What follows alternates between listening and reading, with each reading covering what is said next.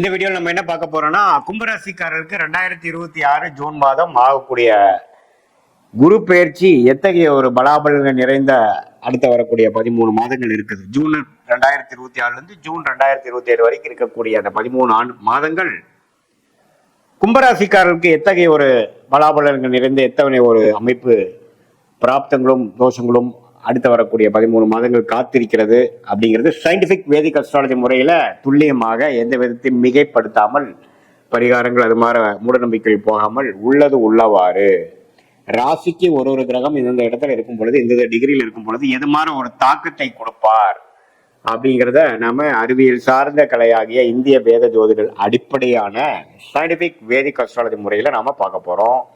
இப்ப கும்பராசிக்காரர்களுக்கு பாருங்க, குரு 5ஆம் இடத்துல இருந்த குரு மிதுனத்திலிருந்து கடகத்துக்கு 6ஆம் இடத்துக்கு மாறுறார். 6ஆம் இடத்துல மாறி உச்சமும் பெறுகிறார்.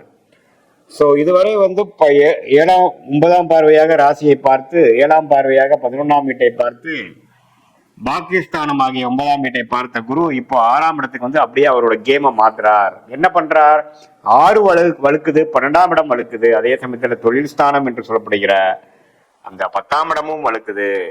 அதே மாதிரி 2ஆம் இடமும் பார்க்கப்படுகிறது குருவால், அது உச்ச குருவால். அப்படிங்கிறப்ப என்ன ஆகும்னா, இதுவரை நாம பண விஷயத்துல கொஞ்சம் கன்சர்வேட்டிவா இருந்தது, பணப்புழக்காட்டங்கள் குறைவாக இருந்தது, ஒரு கம்ஃபர்ட் ஜோன்ல இருந்ததெல்லாம் பாத்தீங்கன்னா இப்ப கொஞ்சம் வேகமா நடக்கக்கூடிய அமைப்பு இருக்கும். அவுட் ஆஃப் கம்ஃபர்ட் ஜோன் வரக்கூடிய அமைப்புகள் இருக்கும். கடன் மூலமாக அபிவிருத்தி, சுப விரயம். ஒரு இடத்தை நம்ம ஒரு ப்ராப்பர்ட்டி வாங்கியிருக்கோம், அதை விற்கிறோம், அது மூலமா காசு வருது, அது பல விஷயத்துக்கு யூஸ் பண்றோம். ஷேர் மார்க்கெட்ல இன்வெஸ்ட் பண்றது, ஒரு லாபம் வருது, அந்த லாபத்தை என்கேஷ் பண்றோம், அது பல விஷயத்துக்கு யூஸ் பண்றோம், சுப விஷயத்துக்கு யூஸ் பண்றோம். அதே மாதிரி வெளிநாடு போகணும்னு நினைக்கிறவங்க வெளிநாடு போறாங்க, செலவுகள் செய்யறாங்க, அது மூலமா குரோத்தும் ஆகுறாங்க.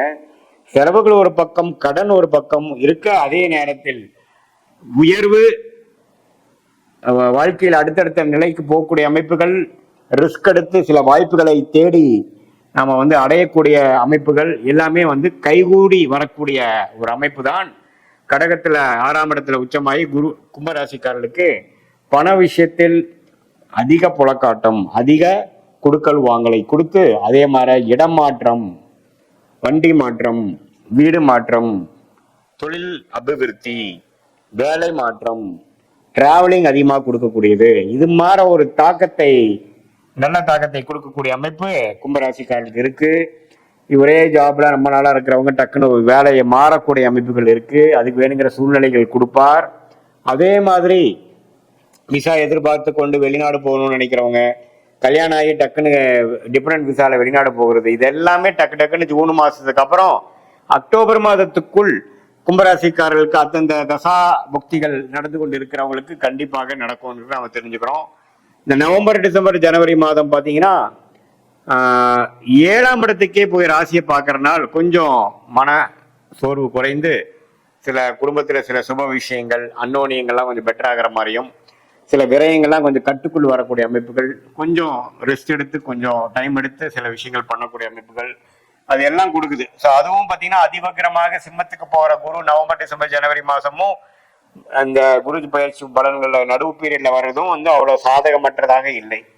ஸோ ஓரளவுக்கு கடன்கள் அதிகமானாலும், வம்பு வழக்குகள் கொஞ்சம் அப்படி வந்தாலும், உடல் உபாதிகள் கொஞ்சம் படுத்தினாலும், வாழ்க்கையில அடுத்தடுத்த கட்டத்துக்கு நாம நகரக்கூடிய அந்த நகர்வுகள், ரிஸ்க் எடுத்து போகக்கூடிய விஷயங்கள், பல நாள் முயற்சி டக்குன்னு நடந்துருச்சுங்கிற மாதிரி ஒரு அமைப்புகள், இது மாதிரி கூட்டு தொழில், வெளிநாடு போறது, சுப முதலீடு, ஒரு இடம் வாங்குறது, வீடு வாங்குறது, கடன் வந்தாலும் பரவாயில்லை, நம்ம வாழ்க்கையில நெக்ஸ்ட் லெவலுக்கு போடுறது, பழையனை கொடுத்து புதுசு ரெடி ஆகிறது, அதை நம்ம அடைச்சிக்கக்கூடிய சக்தியும் நமக்கு கிடைக்கிறது, பணம் லோன் கிடைக்கக்கூடிய கெப்பாசிட்டி நமக்கு வருவது, அதே மாதிரி நல்ல போன பல ஆண்டுகளுக்கு முன்னாடி செய்த இன்வெஸ்ட்மெண்ட் நல்ல பலனை கொடுப்பது, அது மாதிரி பல நல்ல நிதி நிலைமை, நிதி புழக்காட்டம் அதிகரிக்கிற அளவுக்கு நல்ல ஒரு அமைப்பு கும்பராசிக்காரருக்கு இருக்கு. கும்பராசியிலேயே ராகு இருக்கார், கேது இருக்கார் 7ல், அப்படிங்கிறத மறந்துக்கூடாது. ஸோ அதனால நீங்க பார்ட்னர்ஸ், நண்பர்களிடையே கொஞ்சம் கேர்ஃபுல்லா இருக்கணும்.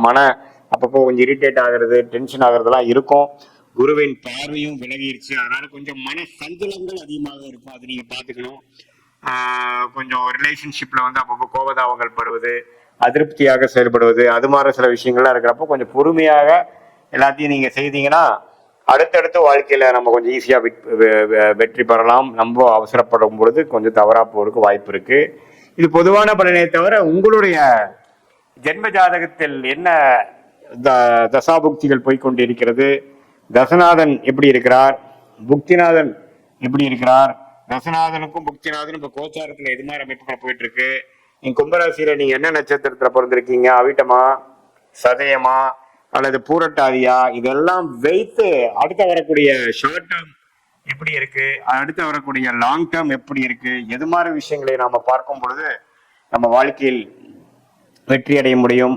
எது மாதிரி விஷயங்கள்ல வந்து நம்ம கொஞ்சம் பொறுமையாக இருக்கணும், நம்மளுடைய பிராப்தங்கள் என்ன, நம்மளுடைய தோஷங்கள் என்ன, ஷார்ட் டேர்ம் எப்படி இருக்கு, லாங் டேர்ம் எப்படி இருக்கு, எந்த நேரத்தில் இடம் மாறலாம், எந்த நேரத்தில் வேலை மாற்றங்கள் உண்டு, எந்த நேரத்தில் ப்ரொமோஷன் உண்டு, எந்த நேரத்தில் கடன் அடையும், இந்த நேரத்தில் நம்ம வந்து அடுத்தடுத்த முக்கியமான முடிவுகளை எடுத்து வாழ்க்கையில இருக்கக்கூடிய அந்த கரெக்ட் சாய்ஸ் நம்ம எடுக்க முடியும் அப்படிங்கிறதுக்கு சயின்டிபிக் வேதிக் அஸ்ட்ராலஜி முறையில உங்களுடைய ஜாதகத்தை முழுசா பிறந்த தேதி, பிறந்த நேரம், பிறந்த உரை வைத்து திருக்கணித பஞ்சாங்கத்துல போட்டு அந்த பிடிஎஃப் உங்களுக்கு அனுப்பிச்சு அதுல வந்து கரெக்டான ராசி நட்சத்திரம்லாம் வருதான செக் பண்ணி என்னென்ன தசாபுக்திகள் போய் கொண்டிருக்குது, அந்த தசைகள்லாம் நல்லது கொடுக்குற மாதிரி இருக்கா, நம்ம இப்ப பேசின பொது பலனோட மேட்ச் ஆகுதா, நம்ம இழுவையா போகக்கூடிய அமைப்பு இருக்கா, சீக்கிரமா நடக்கக்கூடிய அமைப்பு இருக்கா, எது மாதிரி விஷயங்கள் எந்த நேரத்துல பண்ணலாம், எந்த நேரத்தில் வந்து நமக்கு கல்யாண விஷயங்கள், குழந்தைகள் விஷயங்கள், வேலை மாற்றங்கள், வெளிநாடு, உடல் உபாதைகள் குறைவது, இது மாதிரி நல்ல நல்ல விஷயங்கள், முக்கியமான விஷயங்கள் அந்தந்த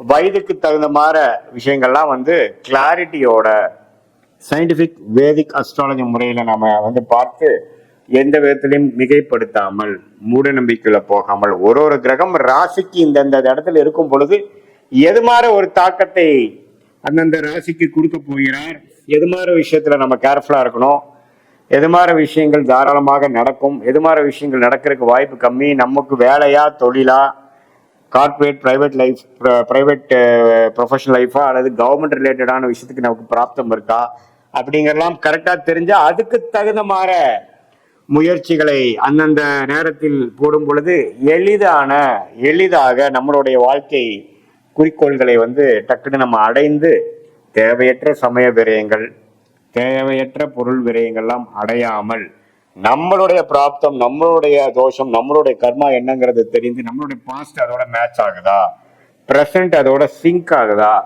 அடுத்த வரக்கூடிய ஃபியூச்சரும் அதோட ஒத்து போகுதாங்கிற மாதிரி விஷயங்களை தெல்ல தெளிவாக ஆராய்ந்து அதுக்கு தகுந்த மாதிரி வாழ்க்கையை அமைச்சு கொண்டு திட்டமிட்டு வாழும் பொழுது வாழ்க்கையில் எளிதில் வெற்றி பெற முடியும் என்று சொல்ல விரும்புகிறேன். மீண்டும் மற்றொரு காணொளியில் சந்திப்போம். நன்றி, வணக்கம்.